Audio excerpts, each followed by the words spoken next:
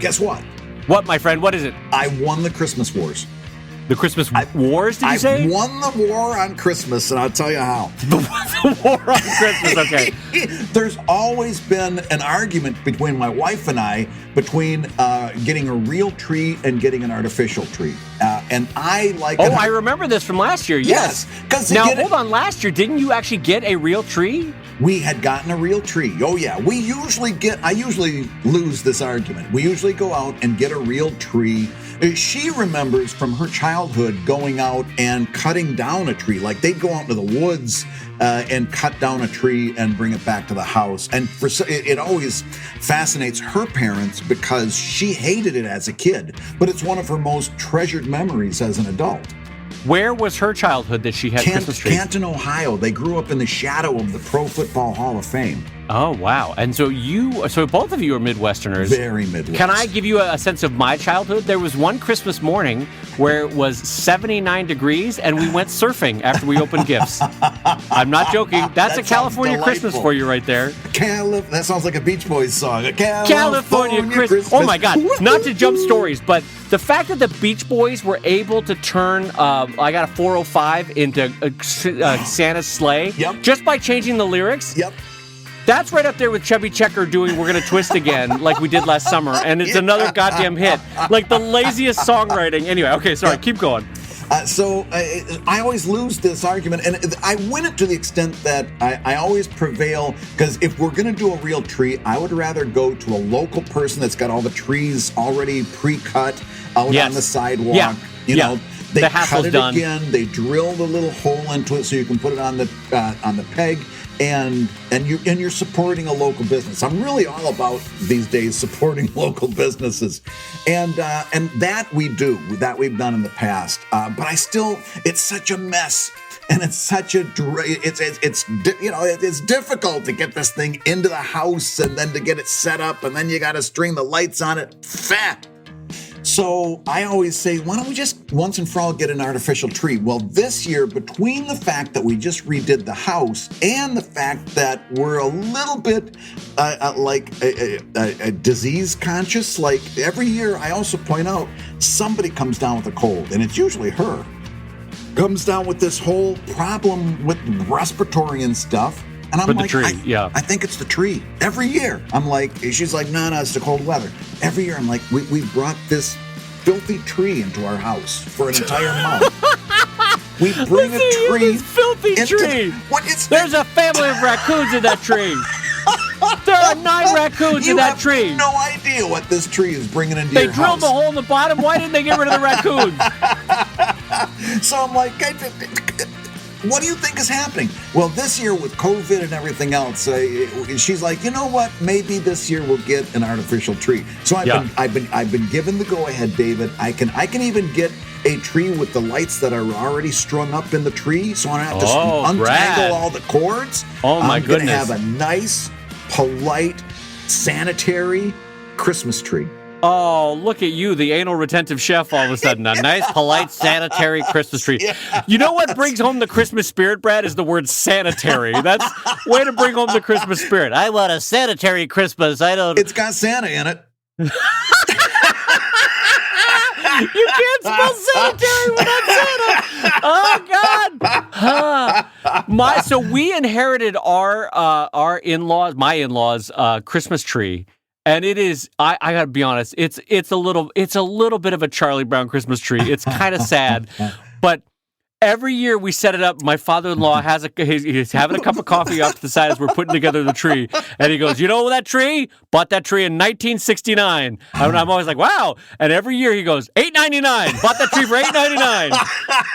And I love the fact, because it's such an old man type thing to be like, I got that for $8.99. They wanted $14. I got it for $8.99. I talked about that tree is exactly 51 years old. Oh my God. How do you know that tree is 51 years old? Because I was born in 1969. Oh. He bought that tree the year I was born. No wonder it looks like an old beat up tree. Yes. Yes. I think of you, Brad, as a Charlie Brown Christmas tree, so this is appropriate. And usually by December I have to be put together as well. So I got to tell you, we were doing a Christmas setup around the house. Yeah. And this year is the first year that I have subscribed to Spotify. It's a music service for those that don't know it. Sure, highly recommend it. I just did a playlist search for like Christmas classics or Christmas favorites and put that on.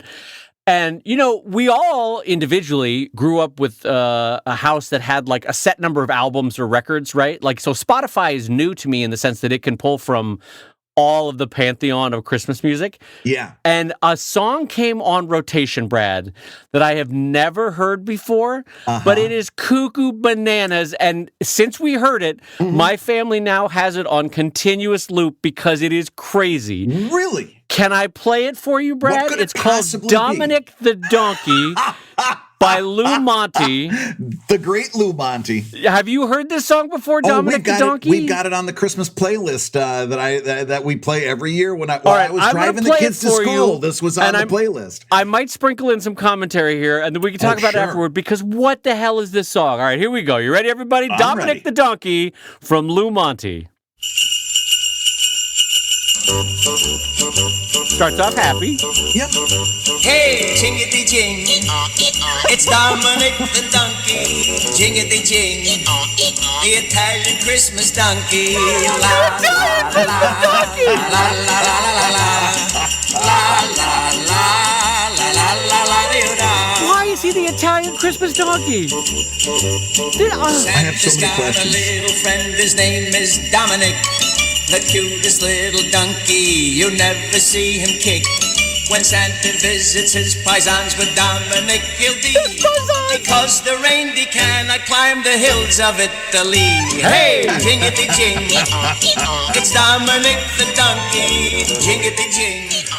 Anyway, you get the sense of it. Oh, sure. It's 1960s, I think it's 1960s song. And 1960. It just blew my... The song is about Dominic the Donkey, and then the second lyric is the Italian Christmas Donkey. Now that's why my is it so first specific question. about the Italian Christmas Donkey? The whole thing blows my mind. That was my first question. How many Christmas donkeys can there possibly be so that you've got to single out Dominic as the Italian Christmas donkey? Yeah. He's not the Vietnamese American Christmas donkey. He's the Italian Christmas donkey. Do we have Felipe, the Puerto Rican Christmas donkey, and how many Christmas donkeys can we possibly have? It's not Giorgio, the Portuguese Christmas donkey. It's Dominic, the Italian Christmas donkey. It's not Otto Van Donkey from Germany. The Dutch donkey, the Dutch Christmas donkey. Hello, yeah. We heard this song, and my family literally stopped in our tracks because we were like, what the hell is this song? What are we But listening we to? have now, Brad, gone on to listen to this thing 1,000 times, to the point that we had breakfast this morning, and I was like, who wants to hear Dominic the Christmas donkey? And the whole family went, yay, Dominic the Christmas donkey. So I got fascinated. When you told me that you were listening to Dominic, I got fascinated and did a deep dive, and I found out some stuff that I'm... would you like to hear some of what I learned? Yeah, well, so I got to tell you one thing, though. I have reached out in the intervening days since I texted you about, like, what the hell is Dominic the Donkey? Yes. I have reached out to my sister-in-law is Italian, and a couple other friends of mine are Italian Americans. I reached out. I was like, have you ever heard of this weird song, Dominic the Donkey? Every one of my Italian friends or family is like, oh, yeah, Dominic the Donkey, yeah. Christmas classic. You can't do Christmas without Dominic the Donkey. Lou And I'm like, Monte. what the hell is Dominic the Donkey? I have literally, in all my years on this earth, I have never heard of Dominic the Donkey. It makes you wonder what else they've been hiding from you. Yeah. Am I missing a big chunk of Christmas? Because also, what is Dominic? Is he the donkey that they rode into Bethlehem? Like, I don't know what Dominic is. What the hell is he? I think somebody over there got very jealous of Rudolph the Red-Nosed Reindeer. Yeah, and so they got a half-assed version. They got Dominic the donkey, who was clearly Irish, and and so they're like, well, if we're gonna have Rudolph, we're gonna also have Dominic the Christmas donkey, the Italian Christmas donkey. The fact that they elucidate that it's the Italian Christmas donkey, I don't know why that makes me laugh so hard that he's the Italian Christmas donkey. And it drove me crazy because there are some Italian in there, some Italian phrases in there. It drove me crazy. I had to look up. In the very end, it says, Santa Nicola comes to town and brings you choo-choo-reel. And I'm like, what's a choo-choo-reel? Maybe I want a choo-choo-reel. What is he bringing? That choo-choo-reel is Italian for a little donkey. Oh. So it's just once more callback to this Italian Christmas donkey. But I started looking up. Wait, the donkey brings you donkey? A no, donkey? Santa So it's like, Nicola, which Brad, is it's Saint a Nick. nesting doll of donkeys. What's happening? Well, listen, It's donkeys all the way down. It's just a donkey inside of a donkey. So I looked up, and this comes from Mental Floss, but this was recorded in 1960. It failed to make the Billboard Hot 100 in 1960. How is that possible that this wonderful song failed to make the Hot 100? But it's become a cult classic in the nearly 70 years since, rumored to have been financed by the Gambino crime family. No, Brad. No, let's not make this the most stereotypical 1960 Italian experience. The Gambino crime family, no. That's coming from Mental Floss. Who knows whether it's true or not? Oh, my God. But in 2014, the song reached number 69 on Billboard's Holiday 100 and 23 on the Holiday Digital Sound chart. So, and in 2018, it was number 1 on the Comedy Digital Track Sales tally. So it has had it was not super popular in 1960, but had a big surge later on as people, like you said, appreciated it for its kitsch content. Well, it sounds like in the last 5 to 6 years, as streaming has kicked in, doesn't it? That it's been rediscovered, sort of, in a way. Yeah. I can't encourage you guys enough to go out and find on Spotify or on Amazon Music or whatever you're listening to, Apple Music, find Dominic the Donkey by Lou Monte. Also, there's an amazing album cover picture of Lou Monte with the hands up, kind of doing the shrug like, hey, it's 1960. Yeah, I'm Lou Monte. It's amazing. Hey! Well, you know what Lou Monte's other breakout hit was? You're gonna making this You're just a cornucopia of Dominic the Donkey facts. Okay, what? His other breakout hit was Peppino, the Italian mouse. No, stop it! I will leave this podcast. No, are you being serious? His other it is Peppino, the Italian mouse. God damn it! No, it is not. It is not Peppino, the Italian mouse.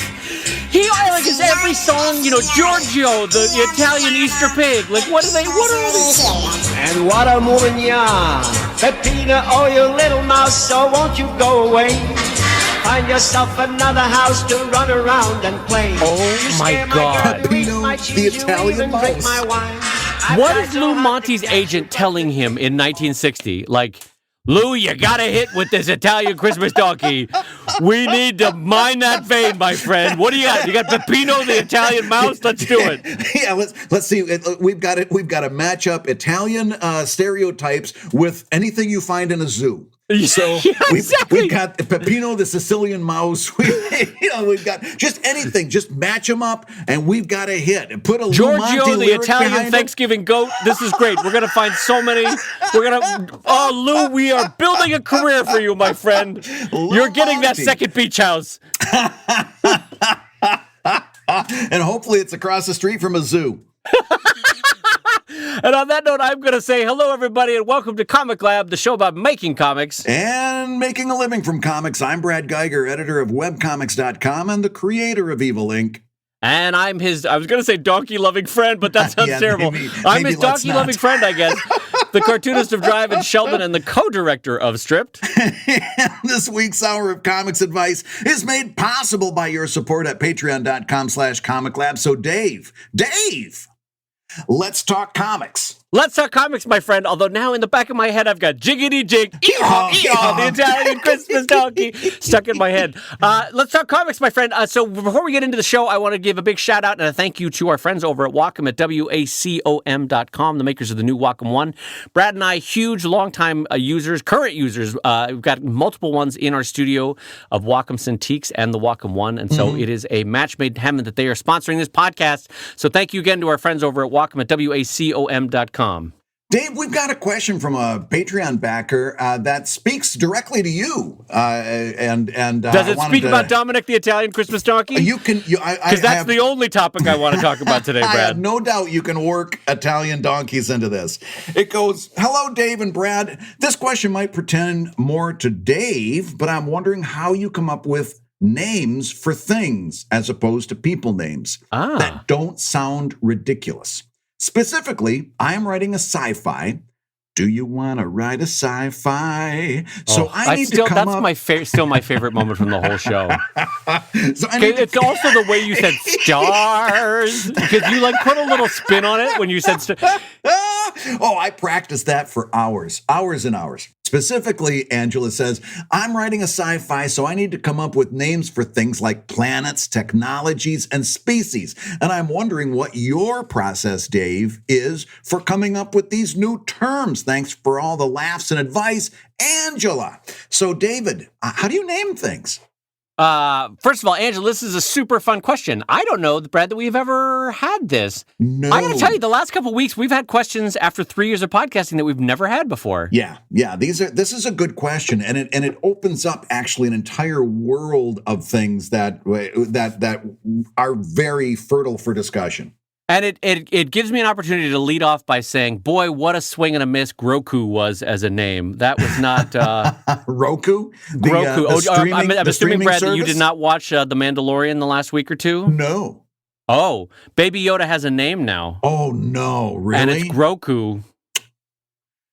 Really? Yeah. Groku? See, when I hear Groku, all I think is the Roku, which is like a streaming stick that you that you can put in and get streaming services. Or maybe it was on your TV. Groku. I forget. Anyway, to me, big swing and a miss on what that character was. But anyway, and it's unfortunate because I literally love all the choices that show is making. I cannot speak highly enough. I think that's the best Star Wars since the accidental masterpiece in 1977. And and by the way, it was accidental. So let's talk about naming. This is a near and dear topic to my heart, Angela, because as I've mentioned before in the show, I used to work at Mattel Toys, and before I was a toy designer, I was a copywriter, and the main bulk of my job, Angela, was coming up with names. Mattel Toys owns the most trademarks in the entire U.S. trademark system. Mattel owns 4,000 trademarks, and my job was to name and to help file for literally hundreds of doll and toy and car and vehicle and playset names all year long, right? So I loved it. And I came up with a bunch of working theories on it. One of the key ones is your friend, Angela, when you go to name things, is Latin and Greek roots. The chunks of syllables that give you a hint of something, but don't necessarily impart their true meaning. So, for example, let's use the master of naming, J.R.R. Tolkien, right? He was brilliant at using French, Italian, Greek, German, and Latinate chunks to come up with words. So, for example, the first one that springs to mind is like Morgoth. It's a character from the Silmarillion. They don't talk about him much in the Lord of the Rings, but Morgoth, right?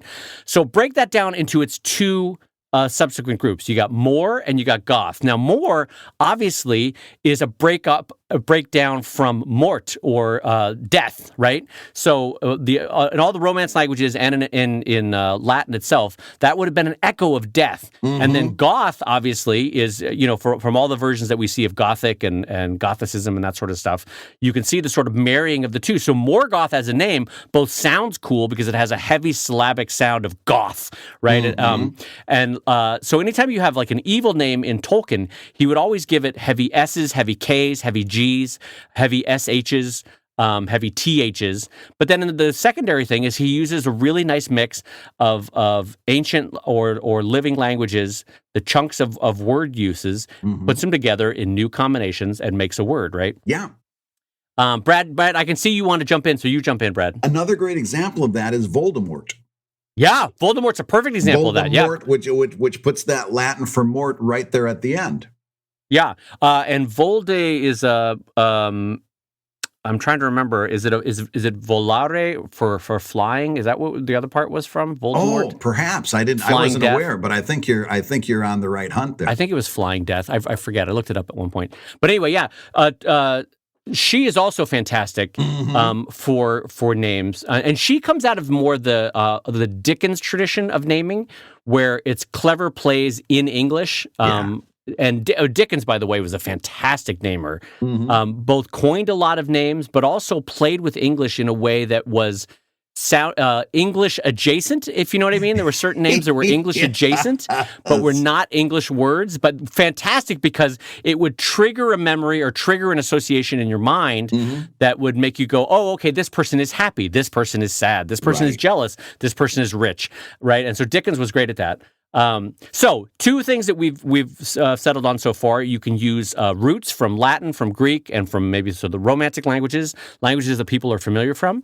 You can use English adjacent words or Englishisms that are not necessarily English to come up with names. But then also, I would say the other key thing that I always did with naming with toys is, and this is going to sound a little bit like cooking when people talk about mouthfeel, but think about the mouth feel and the mouth shapes that you are forced to make when you say a word. And the best example that I can remember when I told the marketing team this at Mattel, and it kind of blew their minds, I said, think about all of our best-selling toys. All the names end with a smile. And they were like, what do you mean? I was like, Barbie. Make that noise, Brad, as we say it. Barbie. You end with a smile. You got a smile. Paul Lee. Hot Wheels. They all end with a smile, right? Everything ends with a smile. And they're all, if you notice, they're very clean syllables. Ba-ba, ba-ba. Easy for a kid to say, right? Yeah. And so Barbie, Paul Lee, Hot Wheels. And so when you want a character that is uncomfortable, a character that presents an antagonist, a character that presents problems, a character that is seething with jealousy or anger or hate, right? You want to make that word physically uncomfortable for your mouth to say. So like Morgoth sounds heavy. It sounds like a thick blanket that's covering you, that's smothering you, right? Morgoth, it is a heavy sound. Versus Legolas, which is like dancing, right? The word literally dances like an elf would dance. So that's my initial first blush thoughts. Brad, what are your thoughts on naming? So my thoughts on naming is for me, it's a little bit outside of my wheelhouse. But the few times that I've gotten into naming things or naming like conventions or something like that, for me, I find that I can try to get too clever and end up coming up with this idea that if you follow all the Latin and Greek roots, you could end up deciphering something, but there's so many steps away. And in the meantime, I came up with such an awkward name that's ill-fitting for the thing that it is, that it wasn't worth the trip. So the first thing I come to is try not to sacrifice clarity for cleverness. In other words, sometimes you just call the thing what it is, and you find another place to funnel your cleverness into, because if you try to get too clever by half with some of these names, you end up creating situations where you've got these chewy syllables all over the place, and it becomes very difficult to decipher what the heck is in that word balloon. Do you know what I'm saying? Yes. Yeah, so one thing that I should clarify that we have to be very conscious of, that TV and film doesn't have to be conscious of, is that we have to make the word legible, ideally small, because comics do not do well with large words for all the reasons Brad was talking about in terms of word bubbles and voice bubbles and repetition. You have to make it really legible and really small and easy for a brain to process. And here's an example of it. Star Trek had an alien race called the Jem'Hadar, which, by the way, a great name because gem implies hardness, and Hadar really is a homonym of the word hard. So it's like they were hard gems. They were implacable enemies, that kind of thing. The Jem'Hadar. Great name. I don't know if you've ever tried to Google it. That name, in spelling wise, is a hot mess. Like if you tried to make a comic name, people would be like, for example, everyone with the first time that they realized that the name was Hermione and not Hermione, like everyone when they first read it and they thought that that's how it was pronounced. There are certain names that when written just make your brain go down the wrong path. So you just have to be very conscious that a written word, you can't pull the same tricks that TV and film can do, because it's going to be announced and read and not announced. And in the same way that you were talking about mouthfeel, a comics artist has to think about eye feel as well. In other words, how that's looking. Another great example is from Superman Comics, Mr. Mxyzptlk. which was intentionally difficult to read, but it's another one of those situations. So now, in terms of naming, David, things like planets or inventions or rocket ships or something like that, what's your go-to for doing something like that? We've talked a lot about people names. What about naming things? How do you do something like that? That's a really good question. It's fun to imply a story when you name something that in a Hitchcockian fashion, you don't necessarily explain in a story. Yeah. So for example, Brad, I'll give you a fun thing but also that sounds cool. So again, you want monosyllabics, you want easy to read, you want easy to remember, you want good mouthfeel, good eye feel, all that sort of stuff. But I had to name a super hard metal in my sci-fi strip, Drive. And the name that I came up with was Spider Steel. Now, it's a fun name because it sounds cool, but it also has a clear implication that at some point in the history, in future history, scientists have figured out how to make spider webbing, which is one of the hardest and has one of the best tensile strengths in all of nature, into a steel-like subdeck. So you can make an entire wall, an entire vehicle out of spider steel. And so that has a fun thing when you go with naming to try to imply a story. I've never told that story in Drive, that's what science did, that they figured out how spiders make their webbing and use that to apply it to steel, right? But spider steel implies something. Like there might be something where people go, oh, I think I understand that there's a story behind that, or at least they think there's a story behind that. And that's often fun to do, is like Hitchcock did, you reveal just enough to imply a story, but you don't tell a story. Right. That's one of my strategies for naming things, Brad. Here's another thing I want to bounce off of you. In Drive, there's a number of starships. For example, one, I could, even someone as basic as myself, I can see the thought process behind naming one of your ships the Machito. M-A-C-H. Oh, the Machito. Yeah, the Machito. Yeah. And I can even understand the Pizarro. To me, that sounds like it's something that's very fast. Those Z's make it very fast. Talk about the Amis ship, A-H-M-I-S. Talk about that. Amis is a character, but he one of the cooler ships actually to talk about with Drive is there was a design that I really wanted to do where I wanted it to look like the Reaper's weapon. Like a spaceship that literally looked like the Reaper. Yeah. And so I ended up naming the ship the Scythe because both the design and the name of it, I wanted it to be death implied, you know? And by the way, that ship is a super fun design. I was really happy with how that came out.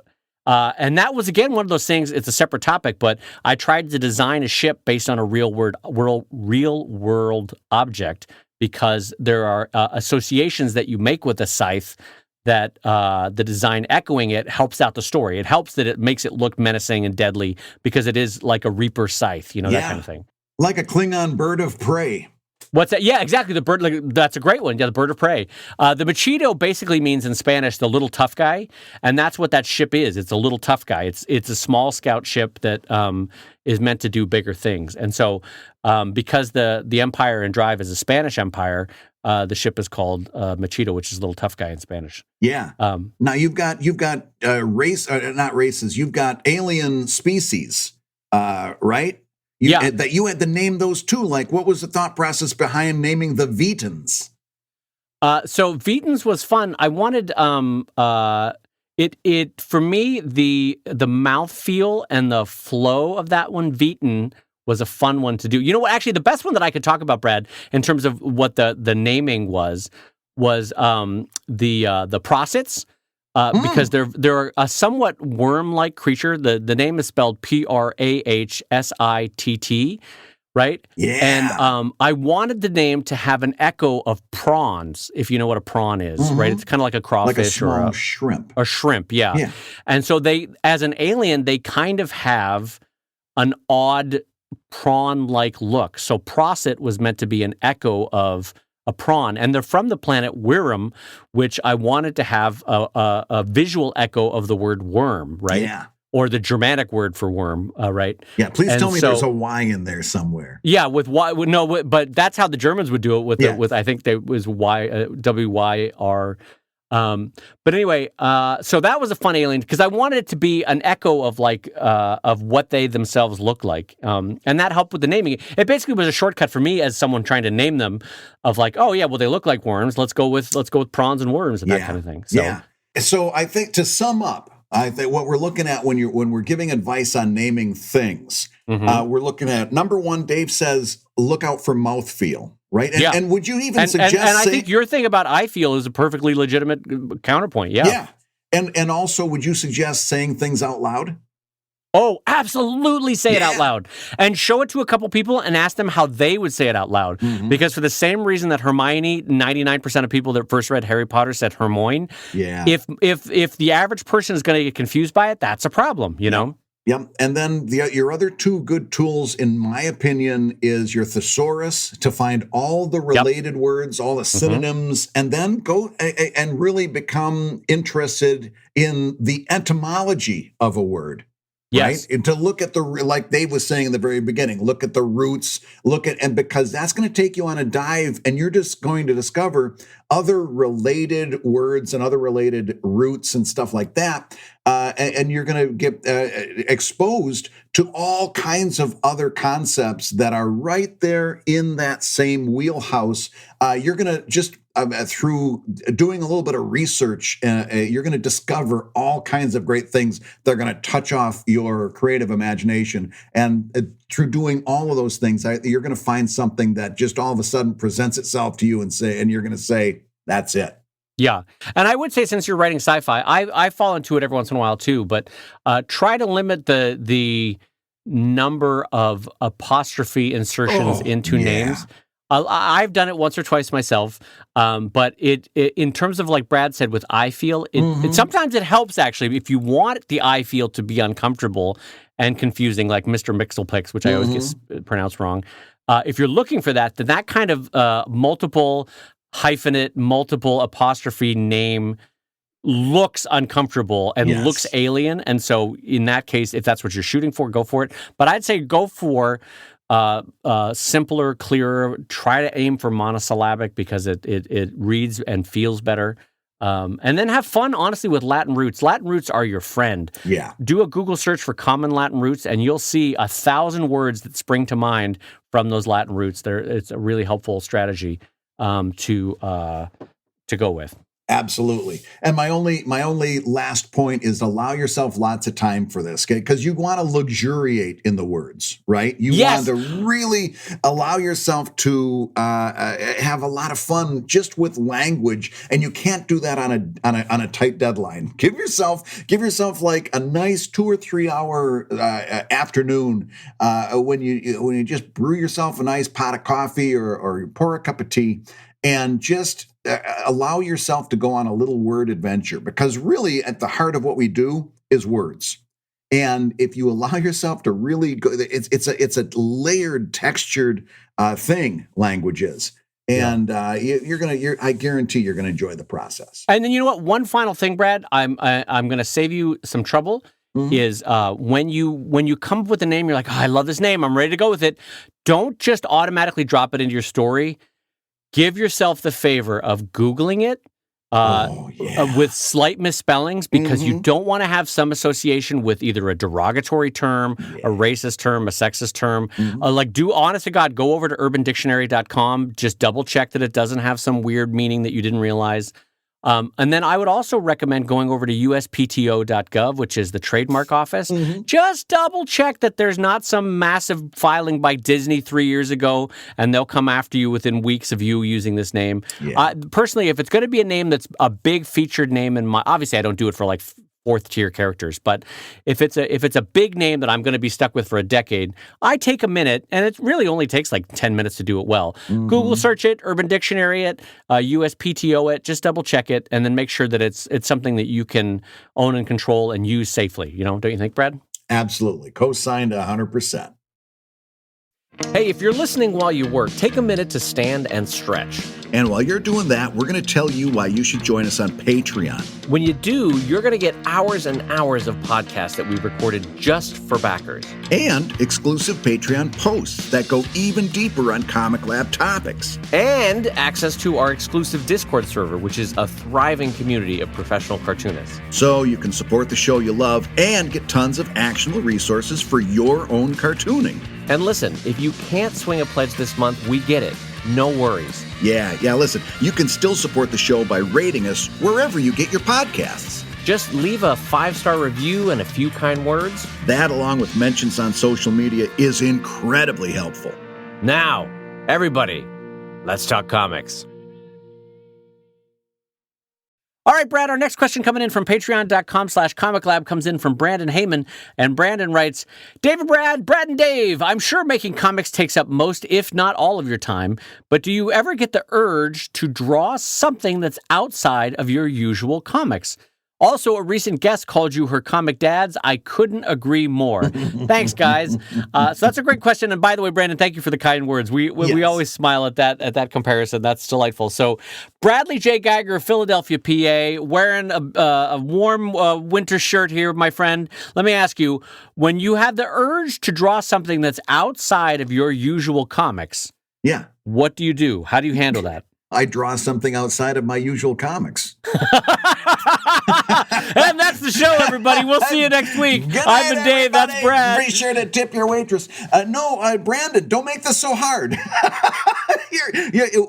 When you want to draw something outside of your comic, draw something outside of your comic. Now, listen, you could do this in a number of different ways. You could just draw it in your sketchbook to kind of exorcise the demon and put it away. And have something in your back pocket for a rainy day, right? Or Right. for when you're, let's say it's like a whole nother world from the comic you're doing now. Everything has a beginning, a middle, and an end. The comic you're doing now will probably come to an end at some point. Yep. And then you'll have this thing, or maybe a whole bunch of things to choose from in your sketchbook from years past that you can go back and say, oh yeah, I remember this. This was great.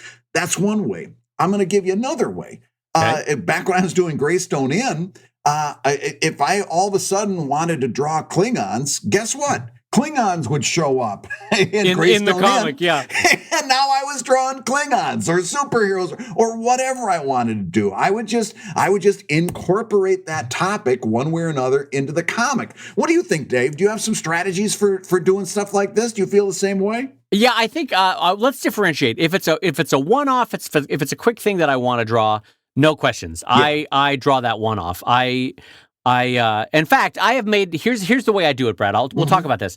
If, for example, I want to draw a certain pastoral or a portraiture or something like that, or a caricature that I don't normally have use for in the comics themselves, I will draw it, but I will do it in such a way that I can put it up on eBay and make money. That way it's still, I know that's very Machiavellian of me, but it's not really. I still got to draw the thing that I wanted to do.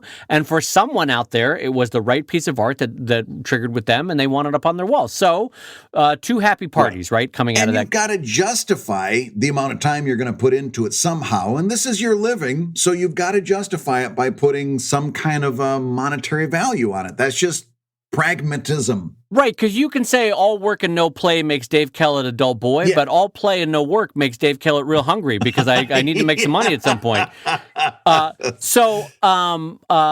know what? I will talk about this more on ProTips this week. ProTips is the second podcast that we do exclusively for Patreon members. I'll talk about eBay stuff more.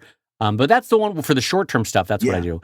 And then for the long-term stuff, Brad, let's say like I have a whole long second story that I want to do or a new comic that I want to explore. I think you do yourself a disservice if you push it down or push it away and you ignore it. Yeah. I think to Brad's in reference to what Brad was saying, the best thing to do is capture it. Even if it's quick sketches, quick one page of notes that you're jottling down in a notebook or on an email that you're sending yourself or something. just get it out, in whatever quick form, get it out and get it captured. Because like Brad said, you may have 3, 4, 5 years from now, you'll go back through and go, there was something to this story, or I enjoyed drawing this, or this character. You might even find, like Brad said, a way to roll that character into a future story in your existing comics that you didn't see 4 years ago, but because you captured it, you're looking at it again 4 years later in your sketchbook, and you're like, oh, you know what? I could work that character in, don't you think? I'm so glad I did it in Greystone Inn because I can go back and show you the exact comic where 1 week I wanted to draw supervillains. In Greystone Inn obviously had no supervillains in it. And all of a sudden, there was like a trans-dimensional portal open, and poof, this character walked in with blonde hair and a lightning bolt down her front, and she announced herself as Lightning Lady, ran around for a week, causing all kinds of trouble for the rest of the cast, and then disappeared. Yeah. Right? Yeah. And then I loved it. I had so much fun doing it. It was great. And then I kind of like, okay, that was fun. I went on to something else. Later on, I was looking for an idea maybe a year later. And it's like, oh, yeah, you know what? It was fun drawing that supervillain. I'm going to bring that idea back, but this time they'll be in an office building, and I'll kind of do office humor with supervillains. I could get a week out of that. That's back when, again, we were doing a completely different style of web publishing. It was an advertising-based system, so we had to do daily comics, and the internet itself was different, so you could do a storyline-driven humor strip a lot more easily than I think you can do it today. But anyway, boom. I did this, and it was like, it was this thing called Evil Inc. Years later, maybe a year or two later, I was sitting at the Toronto Comic-Con watching everybody going past my table, nobody stopping, and I thought, geez, on the plane ride home, this is not working. I'm not reaching these people. I've got to rethink what I'm doing. And I went back through my sketchbook, looked at some of the most fun that I had, and it was drawing these supervillains. And Evil Incorporated was born on the plane ride back from Toronto after a terrible comic convention appearance, and appeared mere weeks or months later as the thing that I've absolutely found way more success than I ever had with Greystone Inn. I'm so happy I allowed myself the opportunity to meander a little bit in my work, because it led me to the thing that I don't know that I'd be half as happy as an artist without today. Yes, and on the tails of that tortured sentence that you just finished, I'm. There was a lot of dangling participles in that sentence. It was a little bit weird, wasn't it? I don't know when to jump in. You're like, that set to have done the drawing wherein there was. I was like, wait, is he done? I'm going to let him keep going. I think he's still talking. He either ran out of breath or he found the end of a participle. I don't know which. He found his home. We're going to let him rest there. I will say this too, Brandon, because it may be that what you were asking was that you want to draw in different styles or different mediums, which is a related question. Like, let's say, for example, Brad, there was a period where I suddenly dropped, I don't know, $40-$60 on watercolor materials, because I'm like, I'm going to get better at watercolor. Absolutely. I'm going to try some watercoloring. And admittedly, there was a few nice illustrations that came out of it, and I put them up on eBay. But for the most part, I'm not great at watercolor, right? But I scratched that itch. And here's what I want to say to Brandon, which is, I did notice, though, that my line art got a little bit more whimsical and loose after doing watercolors for a couple weeks, because by the very nature of watercolors, you have to be more forgiving to wherever the ink is going to flow, wherever the expression is going to express itself, versus a tightly controlled line that, I'm going to make it so clean. And I have noticed in the years since that my line has gotten more loose, more sketcherly, and I think, frankly, more energetic and kinetic in a way that I like than it did before I did watercolors. So, Brandon, sometimes these little forays that you think have no purpose, they will benefit your overall drawing style and your drawing hand. Don't you think, Brad? Absolutely. I think the bottom line there is, if you're getting this urge to draw something else, That's whether you want to call it your subconscious mind or your muse or whatever, that's a part of you telling you that it's time to experiment. And I think the worst, I think we've given you 3 or 4 strategies for doing that. I think the only wrong move you can make is to not do it. Yeah, I want to say this because Brad, I don't know why, but you just triggered an idea with me. I don't know why the things you would say would make anybody have an idea, Brad. No, you triggered an idea, which is that the impulse to draw is inherently an optimistic, childlike, joyful thing, right? Mm-hmm. And so as artists, we're all trying to recapture and maintain that joy that we had as a kid, right? Yeah. But here's the difference. Brandon, you're having this desire to draw something different, which is a joyful, optimistic, inherently wonderful act. But the pro knows to take that joyful, optimistic, excited act and make it usable, make it workable, make it and somehow incorporate it into your career. And that's where it goes from I feel guilty because this feels hobby-esque. It feels like I'm not doing something useful. But what Brad and I are saying is it can still be joy-filled, artistic, energetic, exciting, and hobby-esque, but you can find a way to make it like a pro would roll into the rest of your career. And I think that's what we would advise for long-term success. And by the way, sometimes it's okay to just give yourself a GD break. Just say, I just want to doodle a cow. Who cares? Right, I just want to doodle a cow. Because you need that too. So if it's just a mental health break, that's also, but what I'm saying too long-term is a true pro rolls it into the rest of their career and makes it work for them in the longer term. Mm-hmm. And unless you're in a situation where you've got your rent money or your mortgage money coming in through this comic, and you're like, it's so easy to get caught up in this thing where you say, well, I can't stop doing this now to do something else. I've got to keep things going or else I'll lose my momentum. I've said this before. The greatest way to get momentum is to post good work. So if it comes down to you're working on this one comic and you're like, nah, I'd rather be doing this other thing. Well, put that first comic on hiatus for a little bit and work on the other one and just post it to social media to see what kind of response you get from it. Yeah. You don't get unless you've got serious money coming in where you've got to keep maintaining this thing that you've built. That I get. I get. Then it's a little bit hard. It's hard for Dave to say, well, I don't want to stop doing Sheldon so I can start doing this other thing. That's one thing. But if don't kid yourself into thinking that you're going to lose momentum and those readers that you had amassed are going to disappear. Best way to get momentum back is to start posting good work. Best way to post good work is to draw something that you're really, really fascinated, interested, in love with, or something, because that love will come pouring through the work.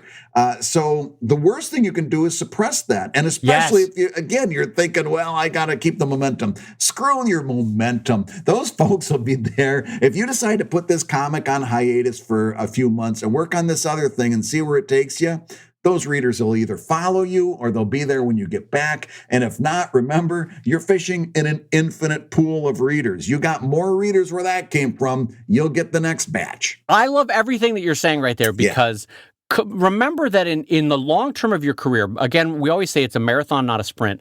Remember that anything that you can do that cultivates joy and enjoyment of drawing is okay by us, Brandon, because you don't ever want to lose the fire, and creativity begets creativity. So if taking a day or a week or whatever it is for you to draw this other thing or to sketch out this other project keeps your joy and enjoyment of drawing and excitement for creativity going, that will then in turn refeed back into the project that you think you're stepping away from. Honest to God, a creative heart that's filled with joy and excitement for creating, it feeds back into your other existing projects. I guarantee it. So, Brad, let me jump into our next question. It comes in from Glenn Fleischman over at patreon.com/ComicLab.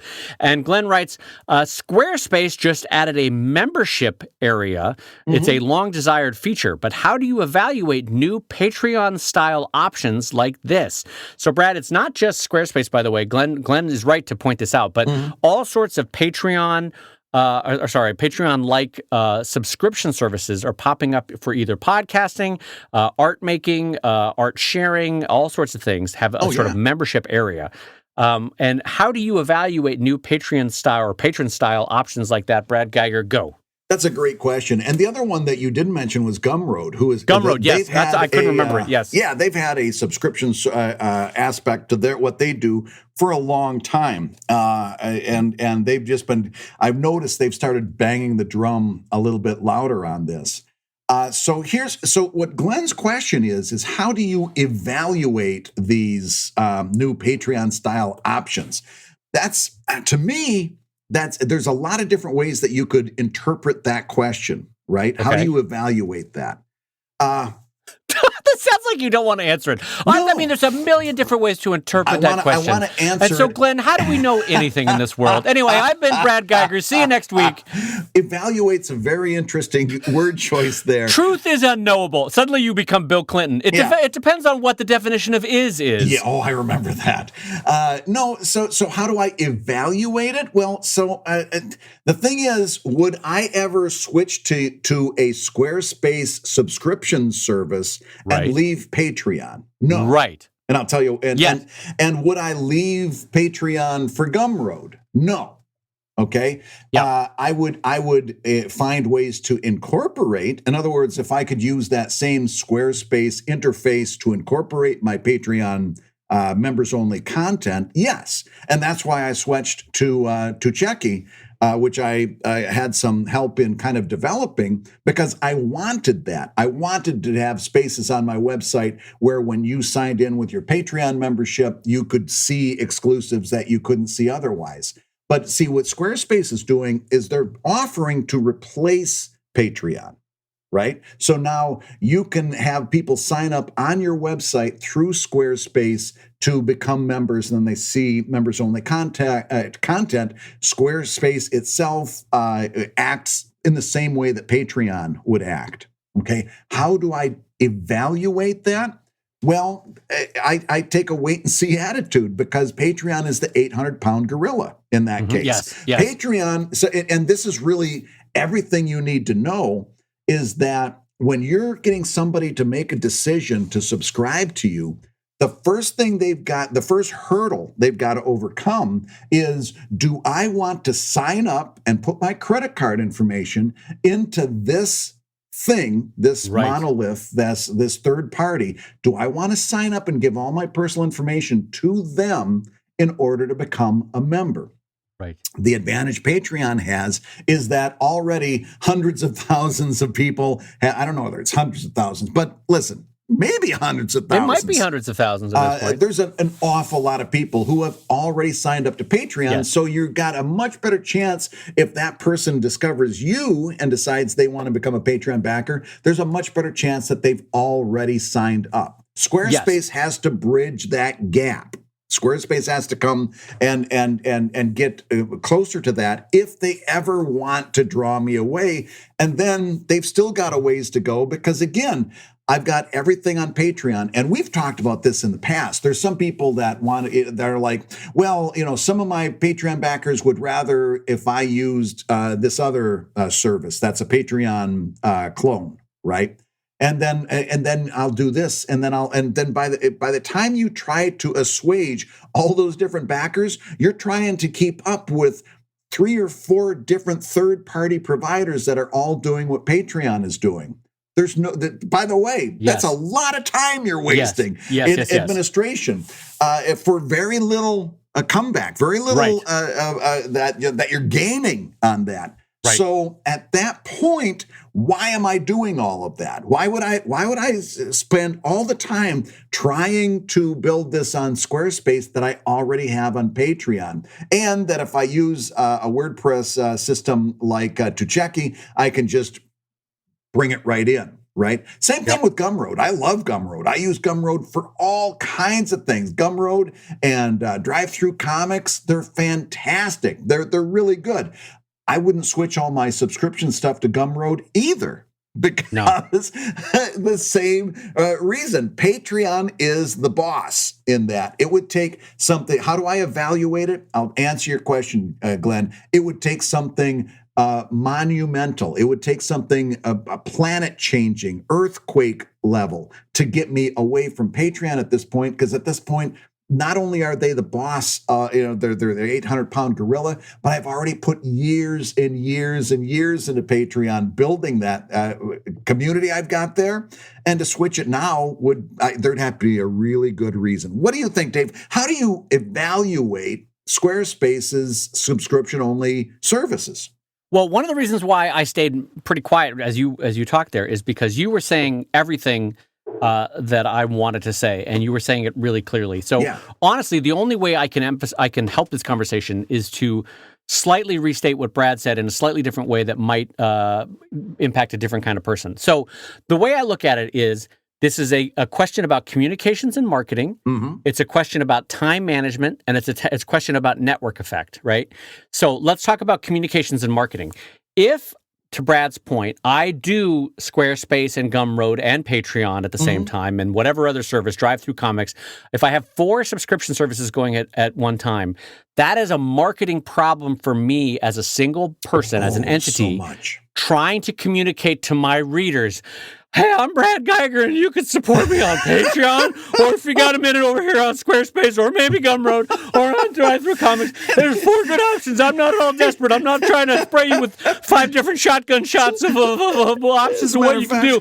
Anyway, I hope you choose one of those options to support me, because I've been Brad Geiger, and it's a real nice day out here being a cartoonist. If you really want, you can check out my OnlyFans.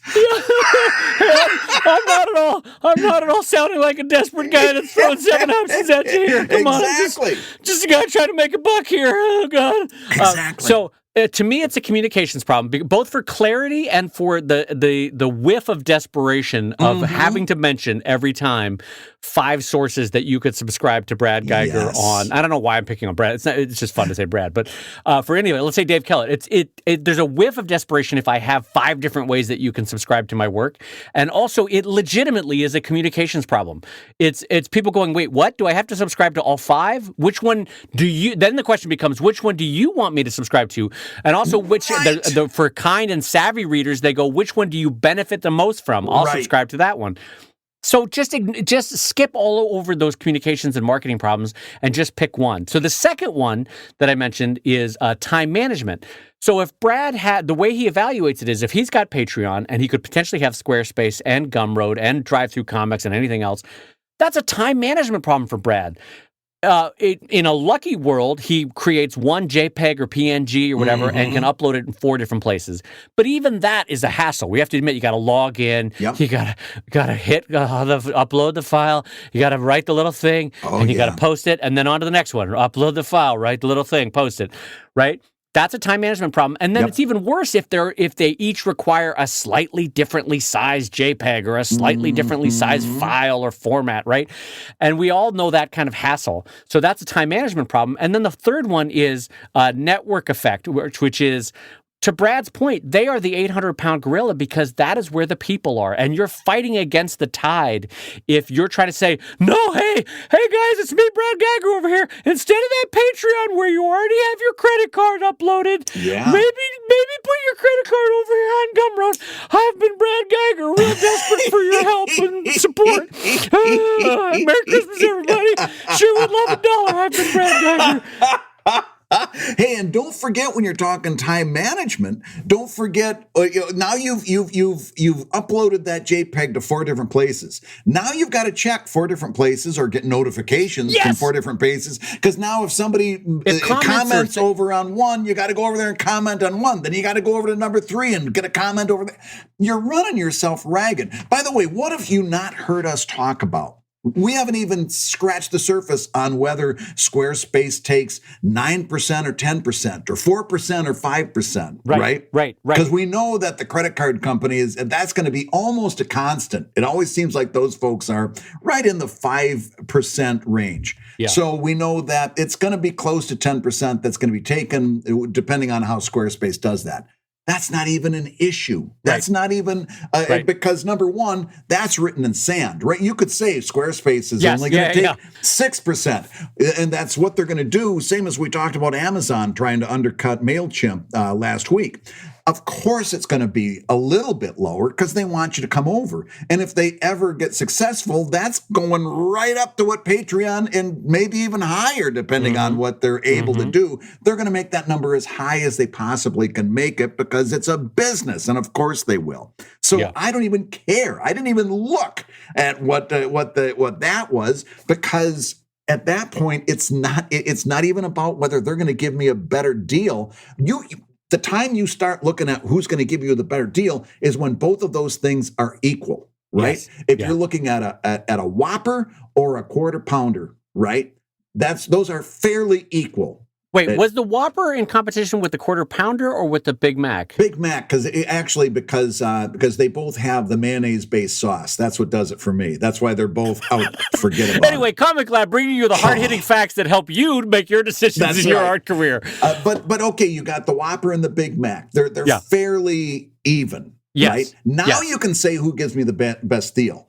There's no way at this point in time, and we may change our tune on this. Won't be the first time we've changed tunes. I mean, how many tunes have we changed this show? We started out with Dominic the Donkey, and now we're singing another tune. But we ended up with Peppino the Italian Mouse. I forgot about him already. Don't forget about Peppino. Oh, sorry, keep going. They're not equal. You can't say who's giving me the better deal because they're not on equal footing yet. If Squarespace ever gets to equal footing, then I'll take the time to look at them. But I don't evaluate it on those respects. Right. And so I think Glenn, to put a button on it in terms of how we evaluate it, for me, what would have to happen is Patreon would have to shit the bed so badly that they're literally falling apart. Either something happens and their VC capital, suddenly demands massive changes to that platform.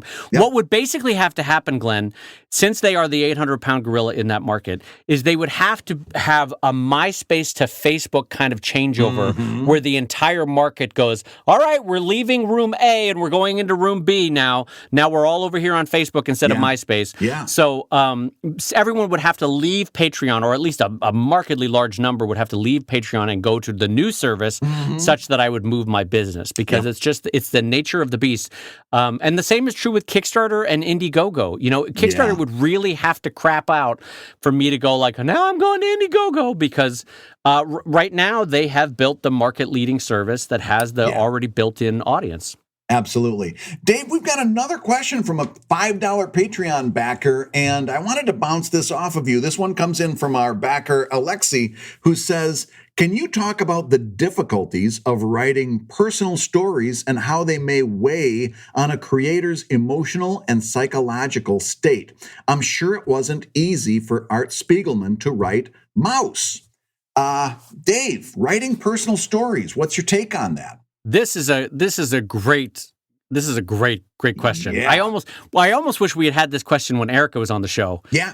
Because no one writes with more clarity and bravery than Erica about her own life. And but I will say this: I kind of studiously avoid writing about my own life for the most part, Brad. Yeah. For a lot of reasons, a whole host of which are psychologically subjective to me. I don't write about my family, and I especially don't write about my kids. No. And you'll probably notice that I never mention them on the podcast, because for me, I chose a public life. I choose my publicity. I choose the good and the negatives that come along with that, the assholes and the dangerous people online. But my kids did not choose that. Right. So I don't write about my own personal life because their story, it's not fair for me. And I frankly get angry at other parents that share their kids' stuff online. Let the kid have their life. And then at 18 or 19, they can decide if they want to start sharing stuff, you know? But for me, it's a safety issue, and it's a not only safety in terms of physical safety of like, oh, there's dangerous people online, which, by the way, there are, but it's also psychologically safety. It's nice for me to have a place that I can retreat that is just mine, Brad. Yeah. This is my house. This is my family. These are my stories. I don't need to share everything with everyone. And I find great psychological security in having stuff that's just for me. Like, not every tale has to be told. And I find great enjoyment in creating a fictional world that mirrors and echoes the real world, but can do it better. I mean, there's a reason why fiction exists, and it's oftentimes because, the truth is in some ways clunky.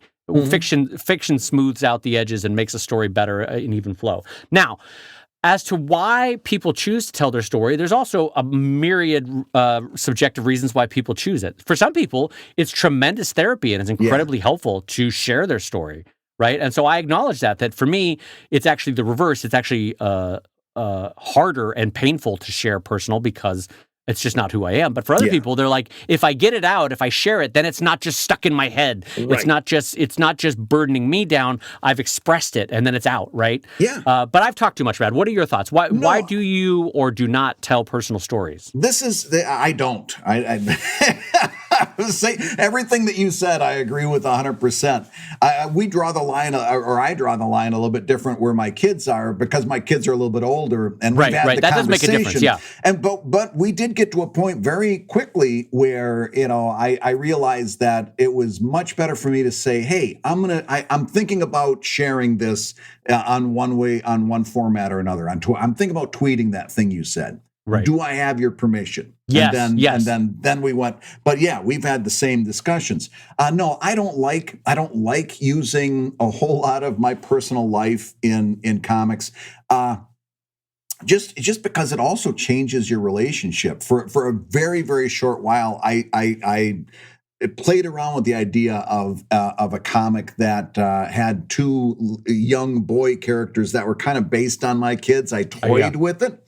Mm-hmm. It smelled stale within days, and not only that, but it's like if 3 or 4 days went by and the kids hadn't said anything funny yet, you start to get mad at them. It's like, you're like, hey, here's a Snickers, monkey. Say something funny. Yeah, I got a deadline. Start being funny. Yeah. I didn't like bringing that into our relationship, and I was at least honest enough with myself. I'm exaggerating a little bit for you here, but. It was like, I don't like bringing that in. I like having my relationship with my kids. I don't like trying to make them into avatars for my creativity. Right. I think this is the exact same question as that person that wrote in and said, what do you do when you got the feeling to draw something else? And we said you should draw something else. Right. This is exactly the same thing. Some people, like David rightly points out, feel cathartic, or they feel this is a story that needs to be told and that drives them and they want to tell it. If that's you, tell your personal story, right? Yeah. Me, I couldn't think of anything I would want to do less than that. And for you, if you're like me and Dave, I'd say don't tell your personal story, or at the very least, do it to the extent that you're comfortable, and not a single step more. Yeah. In other words, never. Yeah, exactly. Yeah, keep going. Don't think. So here's what happens: we hear somebody who's telling a story based on their personal life. And they said, this was a story that needed to be told. And I felt so much better when I told it. And you hear that, or you read that, and you think, that's how I should be. That's how if I want to be successful like that person, that's how I should be. So maybe I need to start telling personal stories. Well, I'm here to tell you, nothing could be further from the truth. That person was successful because that was in their comfort zone, and they were able to use that and take it and make it something great. If you were not comfortable telling that personal story and you tried to force yourself to do it anyway, you'd do horrible work, because your mind doesn't work that way. Yes. So I'd say yes. The acknowledgement that writing personal stories is difficult and could be psychologically heavy is absolutely accurate. And for that reason, you have to decide for yourself, not ask me, not ask Dave. You got to decide for yourself, how are you comfortable with that? If the answer is I'm not comfortable with it, then don't do it. Do something else. Yes. If the answer is I would find that cathartic and this is a good thing, then go for it. Yep. I think to be 100% fair to people that do tell autobiographical stories, a lot of people, this is from the outside looking in, I think they try to give purpose to their pain. Yeah. And they kind of are saying, as a healing process, saying, I went through this shitty thing in my life, and now I want something good to come out of this. I want to add the constructive, positive outlook in the world. And so by telling this story, I'm giving purpose to the pain because I'm telling people how they themselves can process this, how they themselves can work through their pain. Yeah. Right? And so so I get that. I understand that. It's just not something, for me, it's just not something I'm wired to do. Yeah. And I'm not looking down on it in any way. For me, I turn to the people in my life for those painful moments. My art, and again, this is subjective. It's not. I'm just not that type of artist. But I also want to talk about, Brad, for a minute, about these people who all of their stories or comics are from their friend group or from their family, right? We saw so much of that in the early 2000s. So much of that in the early 2000s. And a lot of cartoonists in their 20s tend to do that too. It's like, the comic is about me and my friends and we're doing all our fun things.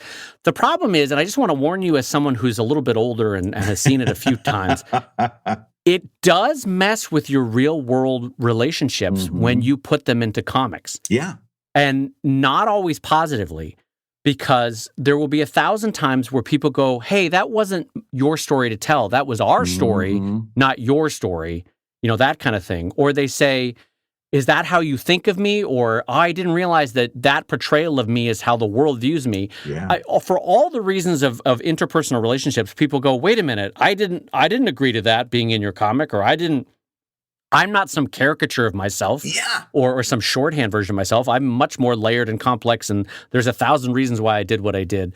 And so what I'm saying is just know that it will, even among positive friendships in a positive comic, at some point you'll have a comic where you write about a friend and they'll be like, hey, no, to hell with you. That's not how that went down. Or, hey, that's not how I said that at all. Or why did you because you've either put a fictional spin on it or you've put a little zhuzh on it or you just told the truth and they didn't want that to be told. Yep. And I just want to warn you that sometimes those friendships, those relationships, those family interactions, sometimes it can bite you on the ass when you write about family. And I also want to say, because it's interesting that Alexi mentioned Art Spiegelman writing Mouse and how painful that was for Art. I am sure that it was an incredibly hard story to write and deeply wounding as he went through the process of it. But the truth of it, Brad, is Mouse is not his story per se. Right. You know what I mean? Right. There is the skein of his life and the interaction with his family on it, and his own lived experience, of course, colors it. But he is telling someone else's story, which is, I only find that interesting in the relationship to this question, is that he's not telling his story. He's telling a historical reworking of someone else's life. It might even be the difference between telling your personal story and telling a story that you have personal feelings about. Yes. He is personally involved in the story, and he is personally and emotionally involved in the story, but it is not his story, Right, it's not his personal story. Right. No, it's I think you've got to really have a long talk with yourself about what you're comfortable with. And then follow that, because man, if you try to force yourself to be something that you're not creatively, it never works. Yeah. And I think one thing I just want to leave on is you had asked Alexi about the creator's emotional and psychological state as you tell a personal story. And I think let's leave it with Brad's thought just to underline it, which is don't ever do anything that you're not comfortable with. No. You don't owe your audience or your readership or the comic, quote unquote, something that you're not willing to write about. You know what I mean? Do not hurt yourself. Don't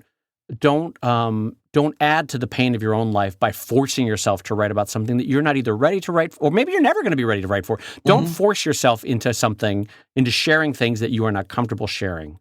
Let your comics be a source of good, both for the world, but most importantly for you as you continue to do them. Absolutely. Dave, as we wrap up the show, I've got something I wanted to share with you that really made me smile. I found this through one of our ComicLab listeners that I follow on Twitter, who actually gave us a nice little shout out for the ComicLab podcast. But the topic was something that we've talked about on the show before, and I got such a kick out of a different way of looking at something that we've talked about. conceptually they agree, but they said it in such a better way than we have. You know how we talked about on the show time and time again, where people say, I have this, I want to go back and rework this old comic I did. Or, I want to rework the first year of comics that I did because I become a better writer, I become a better artist, and I want to redo them. And we keep telling them, no, don't do that, because you're going to waste a lot of time, because you're always going to get better. And you're always going to look back and say, I'm better now than I am then. Right, and it becomes recursive too, yeah. Yeah, you chase your tail. Well, through Twitter, I found this story from Jerry Conway, who was, of course, the co-creator of The Punisher, Firestorm, my personal favorite, Power Girl, Vixen, and Ms. Marvel. And he was sharing this story on Twitter, and I just wanted to share it with you as we wrap up the show. He said, I remember what science fiction visionary writer Samuel Delany said to me once when he caught himself revising earlier work. He said, a friend told me that I should have respect for that younger writer.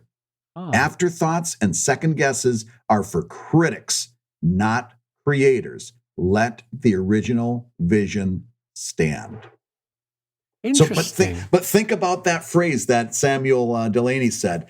He's talking about Jerry wanting to go back and fix earlier work, and he said, no, you shouldn't do that. You know why? You should be nicer to that younger artist. You should be more respectful to that younger artist. That, you know what? Just that angle, I've never thought of it that way before. Be more respectful of that younger author. Yeah, that was you. You're that was you. Saying have more respect for yourself, have some self-respect, but have some respect for that younger version of you. That person, you're better in this way, you're better in that way, but that person who you were also had value, and that thing is a artifact of what I like that way of looking at it. I have to say, the one counterpoint to that, though, is, and I say this with full love, the younger me was an idiot. And so... Have you met the older you?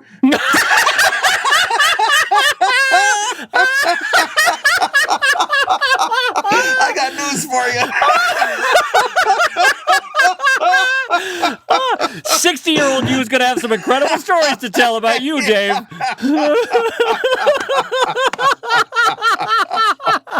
Oh, gosh. Well, I'll tell you what. You've been listening to ComicLab, the show about making comics and making a living from comics.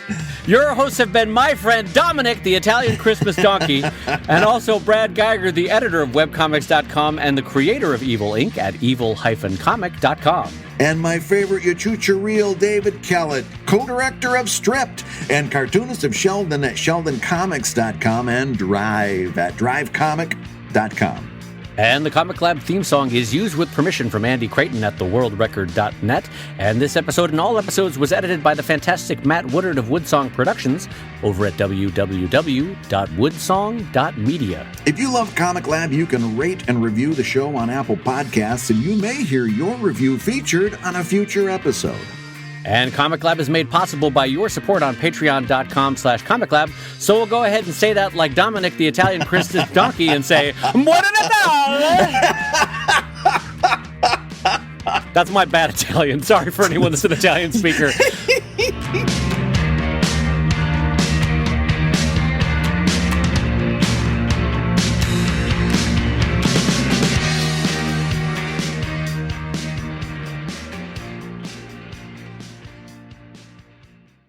Oh, and I also hit my microphone with my elbow, so I'm going to let that stop wiggling. You jostled. I jostled. That's better. It's not wiggling. It's been jostled. You, of all people, should know the difference between a wiggle and a jostle. I put hours and hours of study into determining the difference. 40% of your art career is trying to draw a wiggle. All right, between a wiggle and a jostle. Boy, that's a great title for the next book. Between a wiggle and a jostle.